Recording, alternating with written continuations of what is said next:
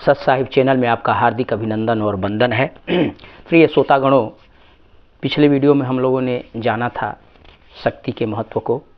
आज इस वीडियो में हम जानेंगे हमारे जो सिंधु सभ्यता में जो सनातन था, जो हमारा सनातन धर्म था। सिंधु सभ्यता की बात मैं कह रहा हूँ, वो 4 वर्ण क्या थे, उनमें भी 4 वर्ण था। और दुनिया में पूरे विश्व में मैंने 4 वर्ण पे पिछले वीडियो में भी डाला हूँ। पिछला वीडियो मेरा आप लोग देखें कि 4 वर्ण है क्या। मैं इस वीडियो में इसको जो है कि विस्तार से समझाने की कोशिश कर रहा हूँ, आप लोग समझने की कोशिश कीजिए। 4 वर्ण जो हमारे सनातन में, सिंधु सभ्यता में भी 4 वर्ण थे, लेकिन उसका नाम क्या था, कैसे थे। तो पहला जो था, जिसे ब्राह्मण कहते हैं, वो था विद्वान। पहला विद्वान, दूसरा बलवान, जिसे क्षत्रिय कहते हैं। आज के वर्ण में ब्राह्मण और क्षत्रिय। तो हमारे सनातन धर्म जो हमारे जो है कि सिंधु सभ्यता में जो थे, मोहनजोदाड़ो, द्रविड़ों की जो सभ्यता थी, द्रविड़ों का जो कहना चाहिए दर्शन था, उसमें जो था जो है कि ब्राह्मण को विद्वान कहा गया था। विद्वान कहा गया था जो देश को चलाता था, जो नियम और कानून बनाता था, जो ज्ञान देता था, जिसे हम विद्वान कहते थे। तो ये था ब्राह्मण अर्थात विद्वान। दूसरा बलवान। बलवान से तात्पर्य होता है, जिसे आज के युग में जो ये लोग कहें कि क्षत्रिय। बलवान से मतलब होता है शक्तिशाली, क्षत्रिय। तीसरा था धनवान। धनवान से अर्थ था व्यवसायी से, वैश्य से। जी साथियों, और ये जो तीनों चारों चीज़ें हैं, यह है जो है कहना चाहिए कि गुण है। और चौथा है मजबूर। मजबूर से मतलब होता है मजदूर। तो ये 4 चीज़ें थी, विद्वान, बलवान, धनवान और मजबूर। ये जो है हमारे जो है कि सिंधु सभ्यता में, हमारे द्रविड़ों की सभ्यता में ये 4 वर्ण था, जिसका नाम था विद्वान, बलवान, धनवान और मजबूर। मतलब ये था कि जिसके अंदर ब्रह्म का ज्ञान था, जिसके अंदर विधा था, वह जो है कि ब्राह्मण कहलाया, या कहना चाहिए विद्वान कहलाया। दूसरा जो बलवान था, शक्तिशाली था, जिसके बाहों में भुजाओं में ऊर्जा था, उसे लोग जो है कि क्षत्रिय कहलाया। और ये चारों वर्ण से ही किसी भी देश का विकास संभव है, बिना इसके नहीं है। हम इस नज़रिए से देखते हैं, विद्वान हमारे यहाँ जो IAS PCS अधिकारी हैं हमारे देश को कौन चलाता है? क्या नेता चलाते हैं? कानून कौन बनाता है? IAS PCS अधिकारी चलाते हैं। विद्वान जो है कि कानून का निर्माण करते हैं, ये कानून को बनाते हैं। और जो हमारी न्यायपालिका है, जो है कि कानूनों का जो है कि कानून बनाने में सहायिका है, वह उनके माध्यम से हमारा जो है कि हमारे प्रधानमंत्री या जो मंत्रियों के सलाहकार जो होते हैं, वो विद्वान होते हैं। हमारे देश के पढ़े लिखे जो कि विद्वान होते हैं, IAS PCS होते हैं, जो कि सलाहकार के रूप में रहते हैं, सलाह देते हैं और देश को संचालित करते हैं। तो ये चीज़ें किसी भी देश में, चाहे कोई भी सभ्यता हो, चाहे कोई देश हो, दुनिया के समस्त देशों में ये चारों चीज़ें लागू होती है। दूसरा चीज़, बलवान से तात्पर्य यहाँ शक्तिशाली से मतलब है कि जिसकी भुजाओं में शक्ति हो, ताकत हो। आज वह चीज़ जो हमारे यहाँ जो सेना में है, जो आज चुन के लाखों के, हजारों लाखों के भीड़ में से चुनकर जो है कि जो जाता है, वह सेना का जो है कि सेना का सिपाही होता है। और जिसके हाथों में, जिसके भुजाओं में ताकत के कारण हम जो रात भर प्रहर जो है कि सीमा पर पहरा देता है, तब लोग शांतिपूर्ण सोते हैं। इसे कहना चाहिए क्षत्रिय, इसे कहना चाहिए बलवान। बलवान है शक्तिशाली, जो क्षत्रिय है, जो सीमाओं की रक्षा करता है। तीसरा जो था धनवान। धनवान से होता है व्यवसाय, व्यापार यह एक गुण है, ये भी एक गुण है साथियों। जो मुद्रा को उठाने की कला जानता हो, पिछले वीडियो में बताया था मैंने, जो मुद्रा को उठाता है, मुद्रा को उठाने की कला को जानता है, वह जो है कि धनवान होता है, वह व्यवसायी होता है, वह व्यापारी होता है। जो मुद्रा के महत्व को समझता है। जैसे एक उदाहरण हम देते हैं, पिछले वीडियो में दे दिया था कि बनिया गम खाता है, कम नहीं खाता है। उसी तरीके से धनवान वही व्यक्ति होगा, या व्यवसाय में वही ऊपर उठेगा, वही जाएगा जो मुद्रा के महत्व को समझेगा। एक समान से, मैंने एक लड़का था, बनिए का लड़का था, सुबेरे के समय में एक उदाहरण दे रहा हूँ। मैं सुबह के समय जो है कि नहर पर जाता हूँ, योगा कर रहा था, वहाँ देखा उस सुबह मंडी जो है कि सुबह 6 बजे मंडी के लिए जाता है और मंडी से जो है कि सब्जी भाजी लाकर बेचकर अपना रोजगार, वो अपना रोजी रोटी चलाता था, जो कि कहना चाहिए अपने जीवन को यापन कर रहा था। तो सुबह वहाँ रुका और उसने जो है कि गुटखा फाड़ा, उसने कहना चाहिए देखा मैंने पाउच ये जो गुटखा कहना चाहिए, उसने लिया और खा लिया गुटखा को। तो मैं इतना उससे कहा कि इसके बारे में जानते हो तुम क्या करने जा रहे हो? तो कहा मैं जा रहा हूँ मंडी से सामान ले आऊँगा और सामान ले आ करके और उसको बेचूंगा, बेच करके जो है कि ये मेरा रोजगार है। तो मैंने कहा तुम इसका सिद्धांत जानते हो? ये व्यवसाय है, बनिए का सिद्धांत बनियागिरी है, और ये बनिए का सिद्धांत ये नहीं होता है। आपने जो दिन भर में, मैंने कहा कितना गुटखा खा लेते हो, कितने खा लेते हो? तो उसने कहा कम से कम 30-40 50 रुपया, 40 रुपया 50 रुपया हो जाता है। तो मैंने कहा ये 40-50 रुपये के महत्व को समझे हो जो तुमने फाड़ कर कूच कर थूक दिया? यह पैसे को तुमने, मुद्रा को थूका है, मुद्रा को कूच कर थूक दिया है, जिसके महत्व को तुम नहीं समझे। आज सुबह से उठ के जिस पैसे के लिए जा रहे हो, आज उसके महत्व को नहीं, तुम क्या कामयाब बनोगे, क्या सफल होगे? तो ये गुण है जो इसके महत्व को समझेगा, जो कहना चाहिए बिना मतलब के जो कि धन को व्यय करेगा शराब में या व्यसन में या अन्य और कहना चाहिए वे विचार में, जो कि धन को व्यर्थ खर्च करेगा, वो कभी व्यवसायी नहीं हो सकता है, वो कभी धनवान नहीं बन सकता है। तो धनवान के लिए गुण होना चाहिए। तो ये जो मैं बताया, पिछले वीडियो में बताया हूँ कि ब्राह्मण क्षत्रिय वैश्य यह गुण है, एक गुण, और यह गुण प्रकृति द्वारा मिलता है, प्रकृति द्वारा जो है कि ये मनुष्यों में प्रदत्त होती है।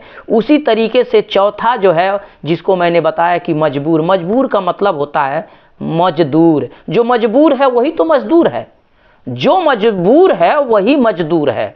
अगर वो मजबूर ना होता तो मजदूर ना होता। यानी जिसके पास दिमाग नहीं है, कहना चाहिए पढ़ा लिखा नहीं है, विद्वान नहीं है, न उसके पास ताकत है, शक्ति है, न उसके पास व्यवसाय का ही गुण है, वह ज्ञान भी नहीं है कि व्यवसाय को आप ऊपर उठा सके या बिजनेस को व्यापार कर सके, तो वो जब कुछ नहीं है, तीनों गुण से विरक्त है, तो एक ही है, मजबूर है। तो फिर क्या है?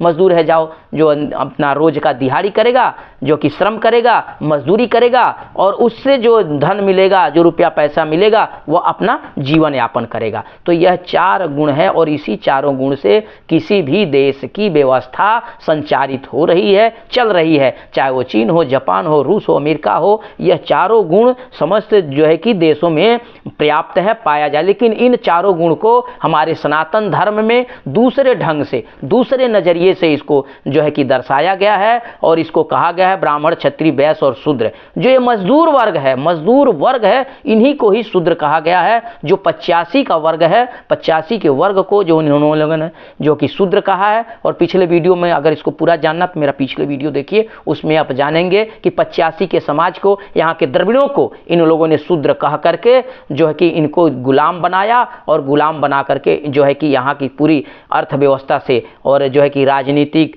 धार्मिक, आर्थिक और जो है कि सामाजिक समस्त व्यवस्थाओं से दूर रखा। तो ये था साथियों, मैंने जो बताया हूँ, ये हमारे द्रविड़ों के अंतर्गत विद्वान, बलवान, धनवान और मजबूर, ये 4 गुण है। और यही जो कहना चाहिए हमारे यहाँ, जो कहना चाहिए वर्ण व्यवस्था है। और इसी वर्ण व्यवस्था को, इस वर्ण व्यवस्था को हमारे सनातन में गलत नजरिए, गलत ढंग से बताया गया है, लेकिन वास्तविक वर्ण यही है। इसमें कोई छुआछूत नहीं है, अस्पृश्यता नहीं था। मजदूर जो है मजदूर है, इसमें सभी लोग, वर्ग के लोग आते हैं। और इस समाज में जो सबसे बड़ा महत्व है, सबसे बड़ा महत्व यह मजदूर को ही दिया गया है। पिछले वीडियो में मैं बताया था आप लोगों की कि दुनिया का कोई विकास बिना मजदूरों के संभव नहीं है, बिना मजदूरों के संभव है ही नहीं। दुनिया का समस्त विकास, समस्त जो है कि विकास की धाराएं मजदूरों के कांधे से होकर गुजरी हैं और मजदूरों से होकर ही गुजरी हैं। लेकिन साथियों, दुखद तो इस बात का होता है कि